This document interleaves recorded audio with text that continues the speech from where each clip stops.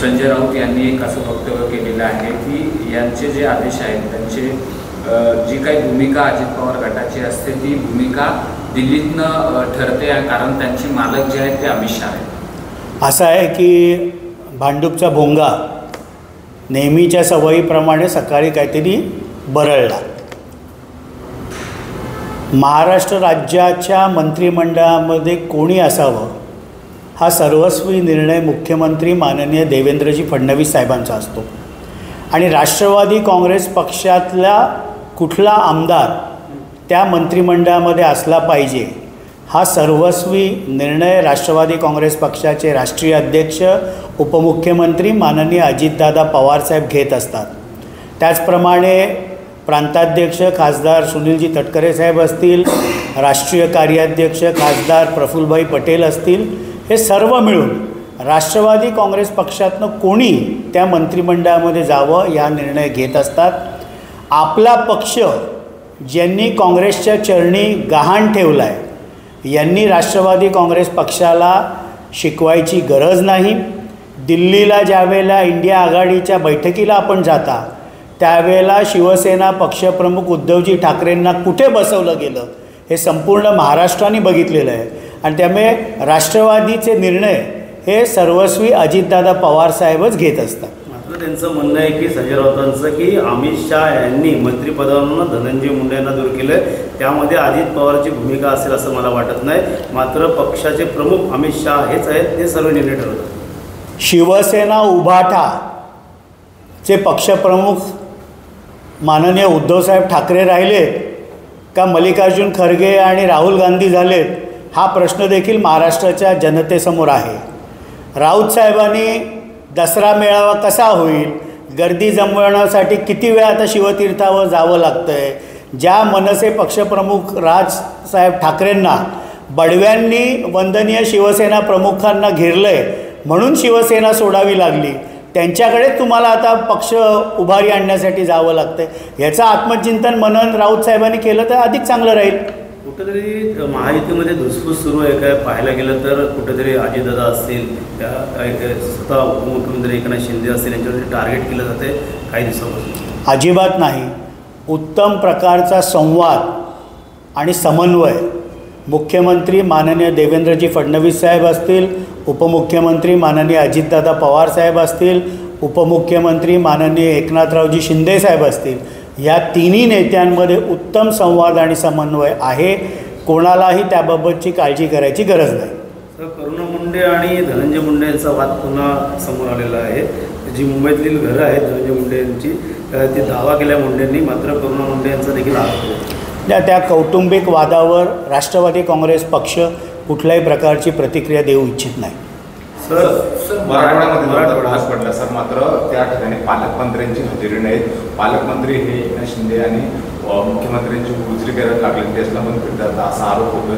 घटनास्थळी पालकमंत्र्यांना जायला हवं, मात्र पालकमंत्री ठाण्यामध्ये मुंबईने फिरतात असा आरोप. आज मला विश्वास आहे की मंत्रिमंडळाच्या बैठकीमध्ये मराठवाड्यामध्ये जी इतिहासामध्ये झाली नाही एवढी अतिवृष्टी झालेली आहे याबाबतची चर्चा होईल. ओला दुष्काळ देखील जाहीर करावा अशा प्रकारच्या अनेक निवेदनं आमदार तिथले स्थानिक करत आहेत. मंत्रिमंडळामध्ये ठोस असा निर्णय होईल अशी अपेक्षा आहे आणि सर्व पालकमंत्री आपापल्या जिल्ह्यामध्ये जातील. उद्या स्वतः अजितदादा पवारसाहेबांनी त्यांचे सर्व सार्वजनिक कार्यक्रम रद्द करून मराठवाड्याच्या दौऱ्यावर ते स्वतः जात आहेत. जयकुमार गोरेसाहेब सोलापूरला फिरत होते. परिवहन मंत्री प्रताप सरनाईक देखील धाराशिवमध्ये जातील. महायुतीचं सरकार शेतकऱ्यावर ह्या कोसळलेल्या संकटामध्ये पूर्णपणे शेतकऱ्याबरोबर आहे. वाटतं ओला दुष्काळ जाहीर करतील का, शेतकऱ्यांना पाहिजे तशी मदत मिळणार का, आणि पूर्ण शेतातली माती जी आहे ती वाहून गेलेली आहे, शेतकऱ्यांचं मोठं नुकसान झालं आहे, कशा प्रकारची मदत आपल्या राष्ट्रवादी पक्षाकडनं देखील. मला विश्वास आहे की आजच्या मंत्रिमंडळाच्या बैठकीमध्ये या महत्त्वाच्या विषयावर चर्चा होईल, काहीतरी निर्णय सरकार घेईल. महायुतीचं सरकार खंबीरपणे भक्कमपणे बळीराजाच्या या संकट वेळेमध्ये पूर्णपणे पाठीशी आहे आणि जास्तीत जास्त मदत या शेतकऱ्याला मिळावी हा महायुतीच्या सरकारचा मानस आहे. जर धाराशिवमध्ये मुसळधार पाऊस पडतोय, ओमराजे निंबाळकर जे ठाकरे गटाचे ते रस्त्यावरती फिरतायत जात आहेत, मात्र सरनाईकांना आताच माहिती आहे की त्यांना जाण्याचे निर्देश दिले, ते गेले नाहीत ते अजूनपर्यंत. कालपासून पाऊस पडतो, मग ते मेट्रोच्या कामामध्ये व्यस्त आहेत. लोक सरकार मेट्रोमध्ये व्यस्त असं देखील संजय राऊतांनी आरोप केलेला आहे. शेतकऱ्यांच्या बांधापर्यंत कोण जातं? असं आहे की अनेक वर्ष आमदार म्हणून त्यांनी पाठपुरावा केल्यानंतर काल ठाण्यामध्ये मेट्रोची चाचणी झाली. त्यांच्या मतदारसंघामध्ये होते. राज्याचे मुख्यमंत्री माननीय देवेंद्रजी फडणवीस साहेब, उपमुख्यमंत्री एकनाथरावजी शिंदे या दोन्ही नेत्यांच्या उपस्थितीमध्ये ती मेट्रोची चाचणी झाली. मंत्री आणि त्या विभागाचा आमदार, कारण आपण बघितलं असेल तर त्यांनी मुख्यमंत्र्यांना ज्यावेळेला 14च्या आधी 9 ते 14मध्ये जे आंदोलन हाऊस बंद पाडलं होतं मेट्रोसाठी, त्यावेळेचा फोटो त्यांना भेट दिला. ते मला विश्वास आहे की परिवहन मंत्री प्रताप सरनाईक साहेब लवकरात लवकर कॅबिनेट बैठकीनंतर धाराशिवला पोहोचतील. संजय राऊत म्हणते की ठाणे विकायला काढलेलं आहे, असं आहे. बीड पण होते. मुख्यमंत्र्यांनी खास करून ठाण्यात लक्ष द्यावं. माननीय मुख्यमंत्री देवेंद्रजी फडणवीस साहेबांचं संपूर्ण महाराष्ट्रभर लक्ष आहे.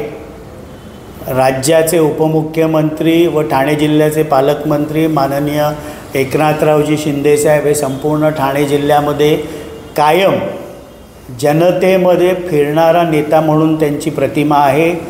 DCM म्हणजे डेडिकेटेड टू कॉमन मॅन अशी ज्यांची प्रतिमा आहे, त्यांना संजय राऊतांच्या सल्ल्याची गरज नाही. सर, याआधी पंजाबला पूर आला त्यावेळेला पंतप्रधानांनी तुटपुंजी मदत केलेली आहे, पण ज्यावेळेला गुजरातला अशा काही गोष्टी घडतात तेव्हा सरकारकडनं जास्तीत जास्त आर्थिक सहाय्य दिलं जातं. मात्र महाराष्ट्र असेल, महाराष्ट्रामध्ये असे अनेक गाव जे आहेत ते पूर परिस्थितीमध्ये गेलेले. केंद्र सरकारकडनं एक मदतीची अपेक्षा आहे, कारण राज्य सरकारवर मोठं कर्ज आहे, तर राज्य सरकार सक्षम नाही असं देखील संजय राऊत म्हणाले. असं आहे की NDRFचे जे निकष आहेत हे संपूर्ण देशामध्ये एकच आहेत. त्यामुळे ते निकष पंजाबला वेगळे, महाराष्ट्राला वेगळे, गुजरातला वेगळे असं होत नाही. NDRFची केंद्रातनं येणारी मदत ही सर्व राज्यांना समान निकषांमुळे मिळत असते आणि महाराष्ट्र सरकार सक्षम आहे महाराष्ट्रातील बळीराजाला मदत देण्यासाठी.